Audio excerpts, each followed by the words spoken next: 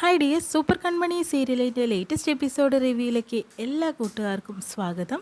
അങ്ങനെ കൺമണി കൃഷ്ണനെ രക്ഷിക്കാനായിട്ട് ആ ഗുണ്ടകൾ വരുന്ന സമയത്ത് തന്നെ ഓടി ചെല്ലുക. അങ്ങനെ കൃഷ്ണനെ തട്ടി മാറ്റുന്ന സമയത്ത് തന്നെ ആ കത്തി കൊണ്ട് കൺമണിയുടെ കയ്യിന് മുറിവേൽക്കുന്നത്. അതിനുശേഷം തന്നെ കരയുന്നുണ്ട്. അപ്പോഴത്തേനും എന്താ കൺമണി എന്ന് കൃഷി ചോദിക്കുന്നുണ്ട്. അയ്യോ, എങ്ങനെ ഇത് മുറിഞ്ഞത്? സാറിനെ അപകടപ്പെടുത്താനാണ് ആ ഗുണ്ടകൾ വന്നിട്ടുള്ളതെന്ന് പറയുന്നു. അങ്ങനെ കൃഷി അവരെ കാണുന്നുണ്ട് കേട്ടോ. എന്താ കൺമണി, ചോര വരുന്നുണ്ടല്ലോ, നമുക്ക് ഹോസ്പിറ്റലിൽ പോവാമെന്ന് പറയുമ്പോൾ വേണ്ട സർ, ഹോസ്പിറ്റലൊന്നും പോകണ്ട എന്ന് പറയുന്നു. ഇന്ന് ഞാൻ ഫസ്റ്റ് എയ്ഡ് ബോക്സ് എടുത്തിട്ട് വരാം കൺമണി എന്ന് പറഞ്ഞിട്ട് കൃഷി കൊണ്ടുവരുന്നു. എന്നിട്ട് അങ്ങനെ ഡ്രസ്സ് ചെയ്ത് കൊടുക്കുകയൊക്കെ ചെയ്യുന്നുണ്ട് കേട്ടോ. എന്നിട്ട് സർ സൂക്ഷിക്കണം, എപ്പം ഞാൻ പറഞ്ഞില്ലേ ഗുണ്ടകൾ സാറിൻ്റെ പുറകെ ഉണ്ട് എന്ന് പറയുമ്പോൾ കൃഷി പറയുന്നുണ്ട്, ഞാൻ സൂക്ഷിക്കില്ല കൺമണി. അതെന്ത് സർ അങ്ങനെ പറഞ്ഞത്? എനിക്കൊരു കവചം പോലെ കൺമണി എന്നും കൂടെ ഉണ്ടല്ലോ, പിന്നെ എന്തിനാണ് ഞാൻ സൂക്ഷിക്കേണ്ട ആവശ്യം? എന്നെ പൊതിഞ്ഞ് സംരക്ഷിക്കാൻ എൻ്റെ ഈ കൺമണി ഉണ്ടല്ലോ എന്ന് പറയുന്നുണ്ട്. നീ എന്നെ ഒരുപാട് പ്രാവശ്യമായിട്ട് രക്ഷിക്കുന്നു കൺമണി, ഇതിന് നിന്നോട് എങ്ങനെ നന്ദി പറയണമെന്ന് എനിക്ക് ഒട്ടും തന്നെ അറിയില്ല. എന്നിട്ട് കൺമണിയുടെ കെട്ടിപ്പിടിക്കുന്നുണ്ട് കേട്ടോ. Thank you Kanmani, thank you so much എന്ന് പറയുന്നുണ്ട് കേട്ടോ. കൺമണിക്കും കൃഷി കെട്ടിപ്പിടിക്കുമ്പോൾ ഒരുപാട് സന്തോഷം തോന്നുന്നുണ്ട്. എന്നെ കൺമണി എന്നും സംരക്ഷിച്ചു കൊള്ളാം എന്ന് വാക്ക് ആർക്കെങ്കിലും ഉറപ്പ് തന്നിട്ടുണ്ടോ എന്നൊക്കെ ചോദിക്കുന്നുണ്ട്. അപ്പോൾ കൺമണി പറയുന്നുണ്ട്, സർ സൂക്ഷിച്ചില്ലെങ്കിൽ ഇങ്ങനെ ഓരോരോ അപകടങ്ങളുണ്ടാവും, അപ്പോൾ ഞാൻ എപ്പോഴും എത്തിക്കോണമെന്നില്ലല്ലോ സർ എന്ന് പറയുമ്പോൾ ഉണ്ടാവും, കൺമണി എൻ്റെ കൂടെ തന്നെ ഉണ്ടല്ലോ, പിന്നെ എന്തിനാണ് ഞാൻ ടെൻഷൻ അടിക്കേണ്ട ആവശ്യം എന്നൊക്കെ പറയുന്നവർക്ക് നല്ലൊരു സ്നേഹബന്ധയിൽ പോരുക കേട്ടോ ചെയ്യുന്നത്. അതിനുശേഷം തന്നെ വീണ്ടും കാണിക്കുന്നത് ബലരാമനെയാണ് കേട്ടോ. ബലരാമൻ്റെ അടുത്തേക്ക് അനിയത്തി വരുന്നുണ്ട്. എന്നിട്ട് ചോദിക്കുന്നുണ്ട്, എന്താ ഏട്ടാ, എന്താ ഈ ചെയ്തത് എന്ന് ചോദിക്കുന്നുണ്ട്. എന്താ മോളെ ഈ പറയുന്നത്? ആ കൃഷിനെ അപകടപ്പെടുത്താൻ ഏട്ടൻ എന്തിനാ പിന്നീ നിൽക്കുന്നത്? ആ കൺമണി ഉള്ളത് കൊണ്ട് ഇപ്പോഴും ആ കൃഷി രക്ഷപ്പെട്ടു. എന്തിനാ ഇങ്ങനെ ഓരോരുത്തരെ ഉപദ്രവിച്ചിട്ട് മുന്നിട്ട് പോകുന്നത്? പറഞ്ഞിട്ടില്ലേ, ഇത് ഞാൻ പറഞ്ഞതൊന്നും ഏട്ടൻ കേൾക്കാൻ പോലും നിൽക്കുന്നില്ലല്ലോ ഏട്ടാ എന്നൊക്കെ പറയുക കേട്ടോ ചെയ്യുന്നത്. അപ്പോൾ എന്താ മോളെ, ഞാൻ ഇതൊന്നും അറിഞ്ഞിട്ടില്ല. പിന്നെ എങ്ങനെ അറിഞ്ഞു? എന്നാൽ പിന്നെ അമ്മയായിരിക്കും. അമ്മ എന്തിനാണ് ഏട്ടനെ കൊണ്ട് ഇങ്ങനെ ഓരോന്ന് ചെയ്യിപ്പിക്കുന്നത്? അതിൻ്റെ ആവശ്യം എന്താണ്? ഏട്ടനൊരു ബലിയാടാവുകയാണല്ലോ ഏട്ടാ. ഏട്ടൻ നിറയെ കുശുമ്പും അതുപോലെ ദേഷ്യവും വാശിയും നിറയ്ക്കുകയാണ്. പണ്ട് പാറി പറന്ന എൻ്റെ ഏട്ടനെ എനിക്ക് മറ്റുള്ളവരുടെ മുന്നിൽ പരിചയപ്പെടുത്താൻ ഒത്തിരി ഇഷ്ടമായിരുന്നു. പക്ഷേ ഇപ്പോൾ എൻ്റെ ഏട്ടനെ കുറിച്ച് പറയുമ്പോൾ എനിക്ക് അത്രമേൽ ഇഷ്ടമില്ല, ആരോടും പരിചയപ്പെടുത്താനും തോന്നുന്നില്ല എന്നൊക്കെ അവൾ പറയുകയാണ്. എന്താ മോളെ ഇങ്ങനെയൊക്കെ?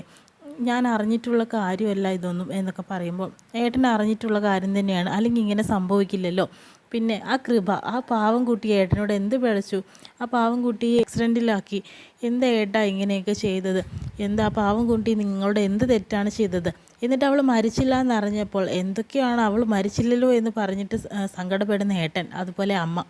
എന്താ ഇങ്ങനെയൊക്കെ? അമ്മ പറഞ്ഞതിന് തുള്ളുന്ന ഒരു പാവയൊന്നും അല്ല കേട്ടോ എൻ്റെ ഏട്ടൻ എന്നൊക്കെ പറയുന്നുണ്ട്. ഇതൊന്നും ഞാൻ അറിഞ്ഞിട്ടുള്ളതല്ല കൃഷിൻ്റെ കാര്യങ്ങളൊന്നും. പിന്നെ ഏട്ടന് മാപ്പ് തരണമെങ്കിൽ ഏട്ടൻ ആ പഴയ രീതിയിലേക്ക് മാപ്പ് തരാൻ ദൈവം പോലും വിചാരിച്ചാൽ നടക്കില്ല. അത്രയും ക്രൂരമായ തെറ്റുകൾ മാത്രമാണ് എൻ്റെ ഏട്ടൻ ചെയ്തിട്ടുണ്ടായിരുന്നത്. പിന്നെ ഏട്ടന് മാപ്പ് തരണമെങ്കിൽ അവൾ കൃപ വേണം തരാൻ എന്നൊക്കെ പറയുന്നുണ്ട്. അങ്ങനെ കിളിയനെ വിളിക്കുന്നുണ്ട് കേട്ടോ. കിളിയ ഇങ്ങോട്ട് വാടാ എന്ന് പറയുന്നു. എന്താടാ? കൃഷിനെ ഗുണ്ടകൾ തമ്മിൽ ചേർന്നപ്പോൾ വെട്ടാൻ നോക്കിയപ്പോൾ നടന്നില്ല എന്നൊക്കെ അല്ലേ? അതല്ലേ സത്യം? അതും പാളിപ്പോയല്ലേടാ?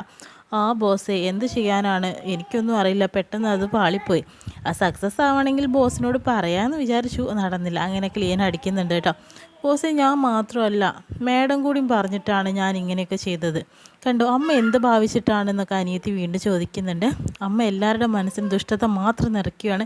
എന്ത് ലാഭമാണ് അമ്മയ്ക്ക് കിട്ടുന്നതെന്നറിയില്ല. ആ ദുഷ്ടതയ്ക്ക് ബലിയാടാവുന്നത് നമ്മൾ മക്കളാണ് ഏട്ടാ, ഇനി അത് നിൽക്കണ്ട എന്നൊക്കെ പറഞ്ഞു കൊടുക്കുന്നുണ്ട് കേട്ടോ. അങ്ങനെ ബലരാമൻ്റെ സങ്കടമൊക്കെ ആവുന്നുണ്ട്. അതിനുശേഷം തന്നെ അലിക്കയിലേക്ക് ചീഫ് ഡിസൈനറായിട്ട് തന്നെ കൺമണി വരുന്നു. അവിടുത്തെ മറ്റുള്ള സ്റ്റാഫുകൾ കൺമണിയെ വെൽക്കം ചെയ്യുകയാണ്. അതിനുശേഷം ബൊക്കെയൊക്കെ കൊടുത്ത് സ്വീകരിക്കുന്നു കേട്ടോ. നിങ്ങളുടെ പുതിയ ചീഫ് ഡിസൈനർക്ക് സ്വാഗതം എന്നൊക്കെ പറയുന്നുണ്ട്. അപ്പോഴത്തേനും അവിടുത്തെ സ്റ്റാഫുകൾ പറയുന്നുണ്ട്, കൺമണി നീ ഇതിനേക്കാൾ വലിയ ഉയരത്തിലെത്തണമെന്നാണ് ഞങ്ങളുടെ ആഗ്രഹം എന്നൊക്കെ പറയുന്നു. അപ്പോഴത്തേനും വിദ്യ വരുന്നുണ്ട് കേട്ടോ. ഓ, നീ എൻ്റെ മുന്നിൽ ആ നൈസായിട്ട് എൻ്റെ കസാല തട്ടിയെടുത്തു അല്ലേ കൺമണി എന്ന് പറയുന്നുണ്ട്. പിന്നെ ഇനി മുതൽ ഇവളെ കൺമണിയൊന്നും ആരും വിളിക്കണ്ട കേട്ടോ, മാഡം എന്ന് തന്നെ വിളിക്കണം. കാരണം വെച്ചിട്ടുണ്ടെങ്കിൽ ഇവൾ വലിയ മാഡം, അവളെ മുന്നിൽ നമസ്കരിക്കണം എന്ന രീതിയിലൊക്കെ സംസാരിക്കാട്ടിരിക്കുന്നത്. മാഡം എന്നെ കളിയാക്കുകയാണോ? കളിയാക്കിയത് അല്ലടി, നീ എത്ര കാലം 2 ഡിസൈനറൊന്നും ഈ ഒരു ഈ ഒരു അലിഗയിൽ വേണ്ട, ഒരാൾ മാറി ചീഫായിട്ട് എന്നൊക്കെ പറയുന്നുണ്ട് കേട്ടോ. അത് ഞാനായിരിക്കും, ഒരിക്കലും ആ കസാല നിനക്ക് ഞാൻ വിട്ടു തരില്ല കൺമണി എന്നൊക്കെ പറഞ്ഞു കൊടുക്കുന്നുണ്ട്. മേഡം, എനിക്ക് നിങ്ങളെ പോലെ ആ കസാല അള്ളി പിടിച്ചിരിക്കേണ്ട യാതൊരു കാര്യമില്ല. അങ്ങനെ ഞാൻ ഇവിടെ ഉണ്ടാവുന്ന ആർക്കും എഴുതി ഒപ്പിട്ട് കൊടുത്തിട്ടുമില്ല. ഏത് നിമിഷം വേണമെങ്കിലും ഞാൻ ആ കസേരയിൽ നിന്ന് ഒഴിയും. പക്ഷേ ഒഴിയുകയാണെങ്കിൽ തന്നെ അതിൻ്റെ മുന്നേ വേറെ അതിനേക്കാൾ ഉയർന്നൊരു കസേരയിലായിരിക്കും കൺമണി ഉണ്ടാവുക. കൺമണി വെറുതെ അല്ല ഓരോ കാര്യങ്ങൾ പറയുന്നത്, മേഡത്തിന് നല്ല പോലെ അറിയുന്ന ഒരാളാണ്. അതുകൊണ്ട് മനസ്സിലാക്കിയാൽ മേഡത്തിന് നല്ലത് എന്നൊക്കെ പറഞ്ഞു കൊടുക്കുക കേട്ടോ ചെയ്യുന്നത്. അപ്പോഴത്തേനും നീ എന്നെ പേടിപ്പിക്കുകയാണോ? ഞാൻ പേടിപ്പിച്ചതല്ല മേഡം, നമ്മൾ തമ്മിലൊരു മത്സരമാവാം അല്ലെങ്കിൽ എന്ന് പറയുമ്പോഴത്തേനും വിധിക്ക് പേടിയാവുന്നുണ്ട്. വിധിയാണെങ്കിൽ അത് സമ്മതിക്കുന്നില്ല കേട്ടോ അങ്ങനെ ചെയ്യുന്നത്. അപ്പോൾ ബ്രഷൊക്കെ എടുത്ത് വലിച്ചെറിയുന്നുണ്ട്. നീ മേഡം എന്ത് പണിയാണ് കാണിച്ചത്? ഇത് എഴുത്തുകാർക്ക് പേനയും അത് ചിത്രം വരയ്ക്കുന്ന ആളുകൾക്ക് ആണ് ആയുധമായിട്ടുള്ള നമ്മുടെ ബ്രഷുമാണ്. അത് എന്തിനാ മേഡം വെറുതെ വലിച്ചെറിയുന്നത്? അത് ശരിയെന്ന് തെറ്റാണ് മേഡം. അതുകൊണ്ട് തന്നെ ഇങ്ങനത്തെ ഓരോ കാര്യങ്ങൾ എൻ്റെ മുന്നിൽ ഇനി മേലാൽ കണ്ടിട്ടുണ്ടെങ്കിൽ മേഡത്തിന് ഈ ഓഫീസിൽ നിന്ന് പോകാൻ സമ്മതിക്കില്ല എന്നൊക്കെ പറയുന്നുണ്ട് കേട്ടോ കൺമണി. അങ്ങനെ നാണം കേട്ടിട്ട് വിദ്യ അവിടുന്ന് തിരിച്ചു പോകുന്നു.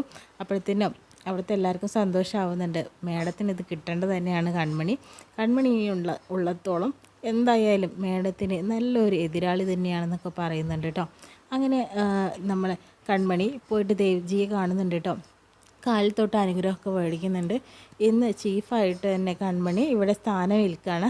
നല്ല രീതിക്ക് തന്നെ ഈ കമ്പനി മുന്നോട്ട് പോകാൻ കൺമണിയുടെ സഹകരണം എപ്പോഴും ആവശ്യമാണ് കേട്ടോ കൺമണി. അതുകൊണ്ടാണ് എന്നൊക്കെ പറഞ്ഞിട്ട് കാൽ തൊട്ട് വന്ദിക്കുന്ന കൺമണിയുടെ കയ്യിൽ ആ മുറിവ് കാണുന്നുണ്ട്.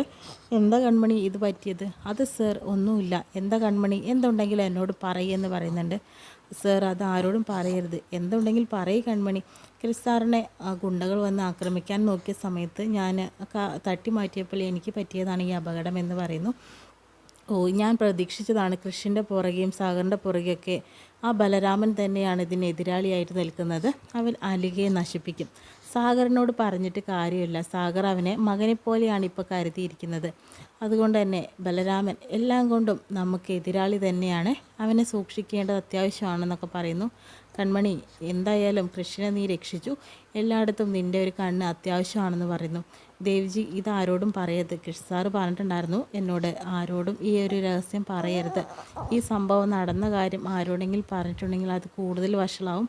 അതുകൊണ്ട് ഞാൻ സാറിനോട് പറഞ്ഞത് കൃഷ് സാർ അറിയണ്ട എന്നൊക്കെ പറയുന്നുണ്ട്. ഇല്ല, ആ കാര്യം ഞാൻ നോക്കിക്കോളാം, ഞാൻ പറയുന്നില്ല എന്നൊക്കെ ദേവ്ജി കൺമണിയുടെ ആയിട്ട് വാക്ക് കൊടുക്കുന്നു കേട്ടോ. എന്നാൽ കൺമണി പോയിക്കോ, MDയുടെ കയ്യിൽ നിന്ന് അപ്പോയിൻമെൻറ്റ് ലെറ്റർ വാങ്ങിയിട്ട് സ്ഥാനം ഏറ്റോ എന്നൊക്കെ പറഞ്ഞു കൊടുക്കുന്നുണ്ട് കേട്ടോ. അതിനുശേഷം ദേവ്ജിക്ക് നല്ല സംശയമാണ് എന്തൊക്കെയാണ് ഇവിടെ സംഭവിക്കാൻ പോകുന്നത് എന്നുള്ളത്. അങ്ങനെ പിന്നെ അമ്മായിമാർ വരുമ്പോഴത്തേനും കുറച്ച് ലേറ്റായിട്ടാട്ടോ കമ്പനിയിലേക്ക് വരുന്നത്. അപ്പോഴത്തേനും അവിടെ സ്റ്റാഫ് പറയുന്നുണ്ട്, നിങ്ങൾ എങ്ങോട്ടേക്കാണ് കയറി വരുന്നത്? ഇത്രയും ലേറ്റായിട്ട് എന്തിനാണ് വരുന്നത്? ഇത് നിങ്ങൾക്ക് ലീവാണെന്ന രീതിയിലൊക്കെ സംസാരിക്കുന്നുണ്ട്. ഞങ്ങൾ കൺമണിയുടെ ആൾക്കാരാണ്. കൺമണിയല്ലേ ഇന്ന് ചീഫ് ഡിസൈനറായിട്ട് ഇവിടെ ജോയിൻ ചെയ്യുന്നത്. അവളാണല്ലോ ഞങ്ങളെ നിയന്ത്രിക്കുന്നത്. അവളുടെ അപ്പച്ചിമാരാണ് ഞങ്ങൾ. അതുകൊണ്ട് അവൾ പറയാൻ ഞങ്ങൾ പോയില്ല എന്ന് പറയുന്നു. അത് കൺമണി, പക്ഷേ ഇവിടെ നിങ്ങളെ നിയന്ത്രിക്കുന്നത് വിദ്യാമേഡമാണ്. വിദ്യാമേഡത്തോട് ചോദിക്കാതെ നിങ്ങൾ അകത്തേക്ക് പോകണ്ട എന്ന് പറയുന്നു. അങ്ങനെ മേഡം വരുന്നുണ്ട്. എന്താ ചേട്ടാ എന്ന് ചോദിക്കുമ്പോഴത്തേനും ഇവർ വൈകി വന്നു, ഇനി ഇവർക്ക് ലീവ് ഇന്ന് കൊടുക്കാനായിട്ട് പറ്റുള്ളൂ, കാരണം ഇന്ന് ഇവർ ഡ്യൂട്ടിയിലേക്ക് കയറ്റാൻ പറ്റില്ല എന്ന് പറയുന്നു. എന്തായാലും അപ്പോൾ അമ്മായിമാർ പറഞ്ഞു ഞങ്ങൾ കൺമണിയുടെ ആൾക്കാരാണെന്ന് പറയുന്നു. അതുകൊണ്ടാണ് നിങ്ങളോട് പറഞ്ഞത് നിങ്ങൾക്ക് ഇന്ന് ജോലി ചെയ്യാൻ പറ്റില്ല, അല്ലായിരുന്നെങ്കിൽ നിങ്ങൾക്ക് എങ്ങനെയെങ്കിലും ഞാൻ സമ്മതിച്ചേനെ എന്നൊക്കെ പറഞ്ഞു കൊടുക്കട്ടെ വിദ്യ. ഇത്രയും കാണിച്ചുകൊണ്ട് ഇന്നത്തെ എപ്പിസോഡ് വിശേഷം കഴിയുന്നത്.